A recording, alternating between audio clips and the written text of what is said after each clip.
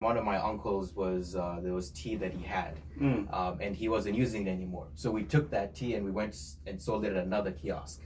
So I feel like the whole entrepreneurship thing has been with me for more than I can remember myself. So you went and used the tea of your uncle to sell and make money. He wasn't using it anymore, so we saw, let's go to a kiosk and sell it at wholesale price. For us, it's all profit.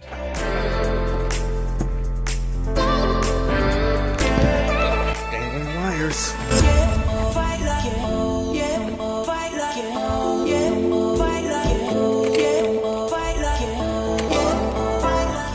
Hey, what's up guys? Welcome to a vLog's interlude. So basically it's kind of a little bit of a mixture here of where I'm actually having the regular vlogs in a day, and then this is a vLog's interludes. For you guys who don't know, it's basically where it's kind of like sometimes I might do my regular vlogs and then I end up doing editing later, but something else comes up and I want to do kind of an interlude in between. So today's interlude, I'm actually headed, as you can see, I'm in the car right now. I'm actually headed towards a kind of a what is it called, a podcast interview with one of my good family friends, Joash Omandhi. So he started his own podcast, talks about, like, you know, the diaspora. It talks about, you know, it most talks about Kenya, but it does talk about other parts of Africa, since things do kind of cut through as far as political system and other different things like that, as far as people empowering each other. So they usually have different guests, like entrepreneurs, doctors, like engineers. A lot of different people have awesome topics. So anyway guys, to cut this short, let's get headed there because I don't want to get late. Let's get it. So we just arrived here. I gotta go rush because I gotta go use the bathroom real quick. So we'll talk in a few seconds. Bye. Okay. Welcome to Dr. Omandhi Show. Steve Waura, welcome for coming here. And I wanted you to introduce yourself. Yeah, so my name is Steve Nyachai, diaspora from Kenya, first generation immigrant. So I'm mostly passionate about entrepreneurship since a very young age. So I've been working on different projects in the technology space that are focused towards Africa. Okay, and I heard you are the next Steve Jobs of Apple. Can you tell us about that? Yeah, as in, I definitely am inspired by, you know, entrepreneurs like Mark Zuckerberg, Steve Jobs, Bill Gates. Okay. But for me, I kind of go away from the whole, like, you know, more like Steve Jobs or the others, because I feel like I'm more of the me. Because what Steve Jobs did is great, but what I'm trying to do is from a different angle. Okay. So I'm trying to build upon his legacy for sure. So what is this you're building on? Yeah. So right now, what I'm working on, the main project we have is Hierarch Tech. So Hierarch Tech is focused on bringing information to the billions who don't have access to internet. Because right now, as it stands, 60% of the world does not have access to internet. Okay. So we've built a hardware that's able to basically work as a mobile server offline. Okay. And it has resources like Khan Academy and other educational resources where people in developing countries can be able to have access to. So, I mean, how does it really work if you can help now in rural Africa? Yeah. Where there's no internet, how would it be able to work in those areas without internet? So basically the internet is multiple servers around the world that are transmitting information to our devices. Okay. So what this works is a device that's basically this small.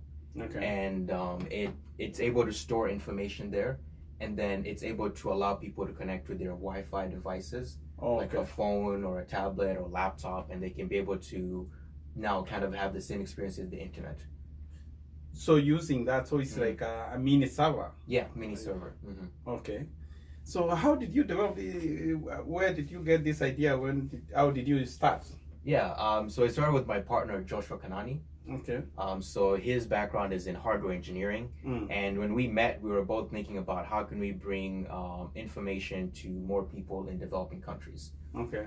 So we specifically started with Kenya since that's where we were from. And at first we had an idea of USBs, where we just give, you know, USB disks to different people, but that was inefficient. So we started looking around and finding different open source projects that we built upon to now have what we have now. So it took about 2.5 years to be able to have a solution. So can you tell us how you have gone so far in developing that, and have you got like investors investing, like venture capital investors? So we have now started looking at getting venture capital investors. So this is more of a social project that we're doing as far as social entrepreneurship. Okay. So what we've done so far though is we've partnered with different organizations. Like we recently went to Germany to meet with our German partner who is helping us launching projects in South Sudan, Kenya, Ghana, Rwanda, and then also in Nepal. Okay. So a good example is in South Sudan, where they, as you know, they have a conflict there, and there's a lot of challenges there. So we gave them one of our mini boxes, and one of the directors mentioned that just mini box that would cost about $70 was able to impact 400 people. So from women to young men, so they, women were able to get health information.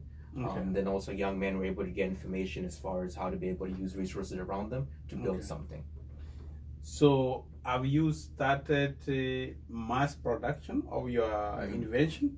So we partnered with the Chinese company that's helping us with some of the casing and everything else. So we did try to develop in the US, but let's just say China does a better job at reducing the cost. So now we're at the stage where we're starting to market it. Okay. And start to look at other companies and organizations we want to partner with to now, bring it to those different centers where people can be able to utilize the resources. So therefore you have already started producing in China? Yeah. Why couldn't you produce it? Because we want to make America great. And why are you taking it to China so that they could steal our technology? So it's not necessarily stealing of the technology.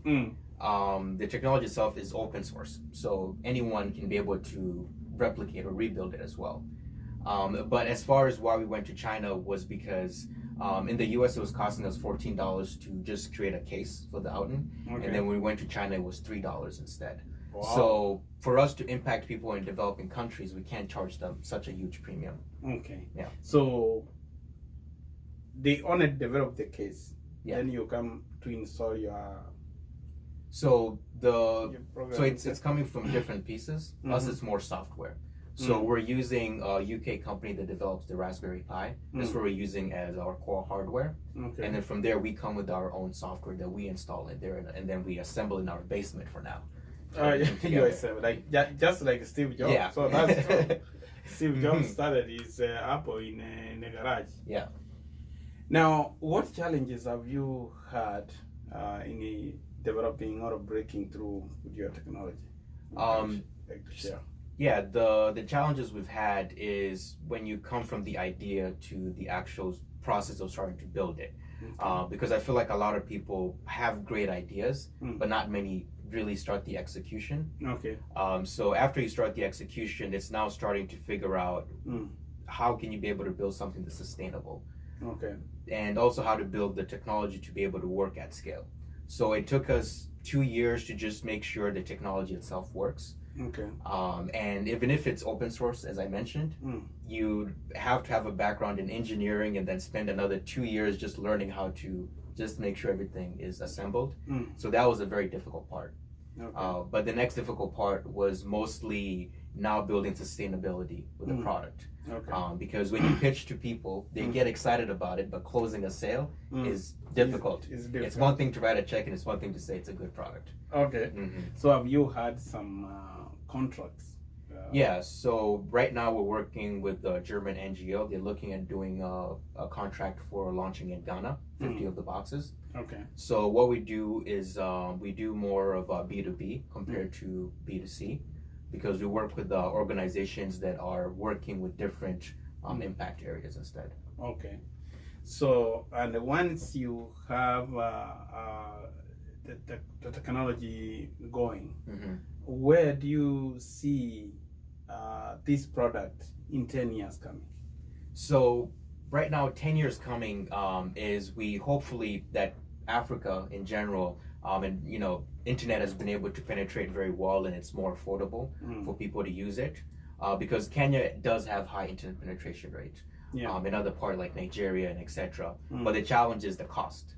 So here a student can go on Khan Academy and watch a video for hours. But in Kenya you have to count your hours or minutes that you spend on the internet. Okay. So what we see for us from the future here, HiRockBox is the first version of our technologies, then we hope to be able to build upon that towards something else so they can coexist with the internet as well at that time. Okay.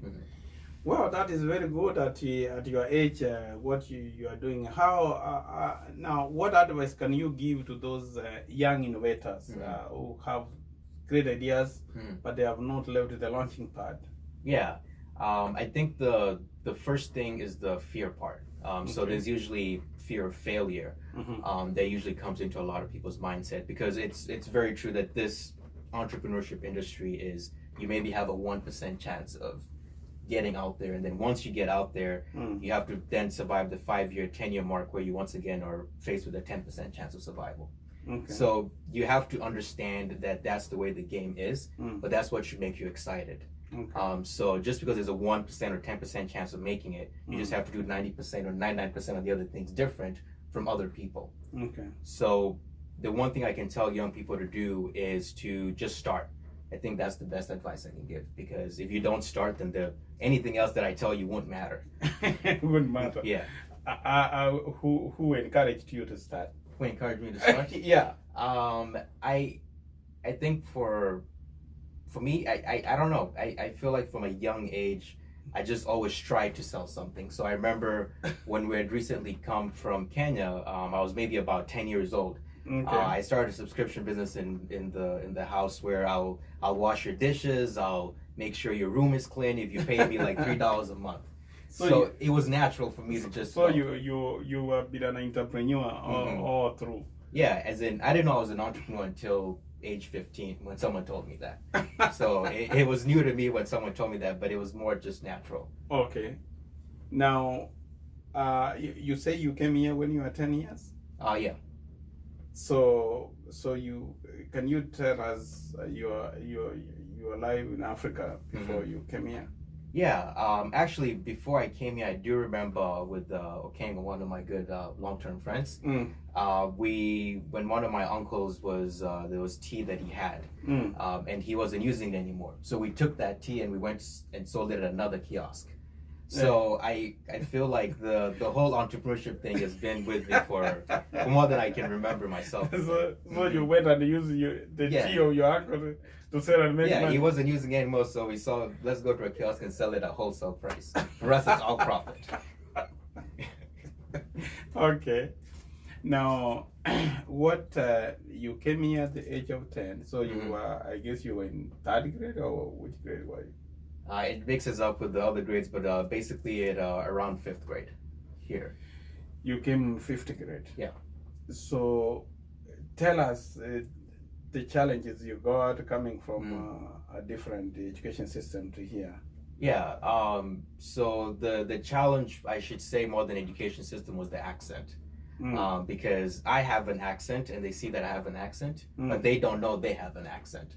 So the teacher is explaining something and you can't quite get all the words, and when you try to ask a question, the teacher does not understand what you're quite asking as well. But I feel like the challenge was mostly cultural. There are different things that were culturally different compared to in Kenya. But I feel like when you come at a younger age, it's easier to adapt because everyone else at that age is also exploring. So they might not even pay attention to you as far as you explore your yourself. accent. If you say you had an accent, and I don't think you had an accent like many old people when they came here. So generally, to you have gone, you have made this innovation. Do you think there could have been an opportunity for you in Kenya to do this innovation, like what you're doing now, if you grew in Kenya? Yeah, as in I've thought about that as well. As in the different environments you're in does impact how you end up, what you end up creating. But the one thing I do see is, based on when I reflect back at the one story I told you, something would have come up one way or the other to try and build a solution. And at certain times, the more tougher the environment you're in, the more you're going to be able to build something greater.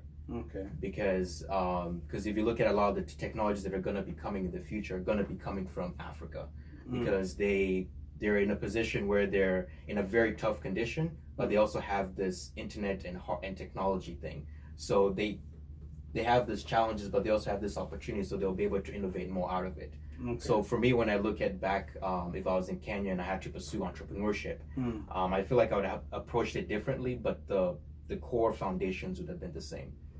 Okay, and that's a very good question. You have said that you can do more innovation in Africa than here, because as you earlier talked that you have gone to China for them to make your casing. In America, I've seen that all toys are made in America. When actually in Africa, did you make your own toys? Did you make your own car with the wires and then you make? Yeah. But here the children don't make even that one. They get feed and so what would you with that? What would you give advice? What needs to be done in Kenya to accelerate young people to be innovators? So there's already a lot of innovators in Kenya and around Africa as well. The challenge is unfortunately because the government does need to step in and also nurture this innovation that's coming up. But the one thing I like Jack Ma said was when he was in Kenya is if you're waiting for the government, then it's too late. It's too late. Yeah, because when he was starting in China, he faced the same problem. But he mentioned you have to just keep pushing, and the government will play catch up sooner or later. So that's the one challenge I do see in Kenya, as far as the infrastructure of how some of the laws favor outside investors compared to local investors. So I think the one advice I can give to people right now in Kenya and other parts of Africa is to find a way to just learn how to make $1. Okay. Just $1. If you can find a way to make $1, you can be able to replicate that. Okay. Thank you so much. We will stop here and we will have the second section. But for now, we'll come so that you give us more details. Thank you for listening. Oh yeah, absolutely. Thank you.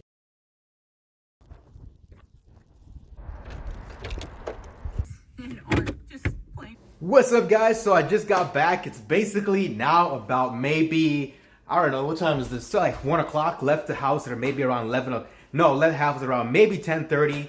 We had to talk for about maybe an hour and stuff like that, so it was pretty cool. Hope you guys enjoyed the talk and the stuff like that. As I know the camera angle wasn't really directly the right position, but I hope you're able to get the content from that questionnaire. There was a certain part that was, it actually played out pretty well. I'm not sure if you guys noticed at all. There's a certain part where I thought he was closing up the talk, and so I went to shake his hand, which turned into a little bit of an awkward situation. I tried to hold my laugh back and keep it professional, but it played off pretty cool. He mentioned it actually worked out pretty well, so that was pretty cool, guys. So anyway, guys, I hope to do more vlog interludes like this, so you guys can be able to get more information and knowledge. All right, thanks for watching. Talk to you guys later. Now I want to go get lunch. I am hungry. Had a little bit of a headache, but you know, we'll be all good though. Still got the hustle to go. A few more daily goes. I didn't get to work out in the morning, so I'm gonna work out in the afternoon. But yeah, resource intensive day, and we're gonna make sure to kill the hustle. So let's get it.